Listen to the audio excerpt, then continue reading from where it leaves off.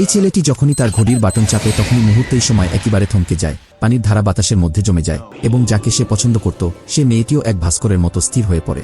একদম নড়াচড়া না করে ছেলেটি বুঝতে পারে যে এইসব সম্ভবত ওই ঘড়ির কারণেই হচ্ছে যা সে রিসেন্টলি পেয়েছে। যখন সে আবার বাটন চাপে সবকিছু আবার আগের মতো স্বাভাবিক হয়ে যায়। এখন সে বুঝতে পারে এই ঘড়ি ব্যবহারকারীর সময়কে এতটাই দ্রুত করে দেয় যে সবকিছু তার চোখে থেমে থাকার মতো মনে হয়। আর এই শক্তি সে অন্য কাউকে ছুঁয়ে দিয়েও স্থানান্তর করতে পারে। এমনকি মৌমাছির দ্রুত গতিও তার কাছে ধীর মনে হচ্ছিল, যা সাধারণ মানুষ কখনোই বুঝতে পারে না। সবকিছু সে স্পষ্ট দেখতে পাচ্ছিল। এত বড় শক্তি পেয়ে ছেলেটি ভাবল, চলো এখন এমন কিছু করা যাক যা আগে কখনো করার সাহস পায়নি। সে মেয়েটিকে নিয়ে রাস্তায় বের হলো। সবার আগে লক্ষ্য করল সেই মহিলা পুলিশকে, যিনি সবকিছুর মাঝে ল্যাং মারত। তারপর ছেলেটি একটি চাকু নিয়ে পেইন্টির ক্যানে ফুটা করে দেয়।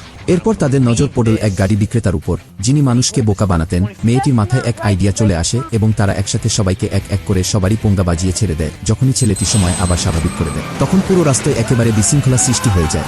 কারোর গাড়ির বোনেট খোলা ছিল, কারো উপর নীল রং পড়ে গিয়েছিল।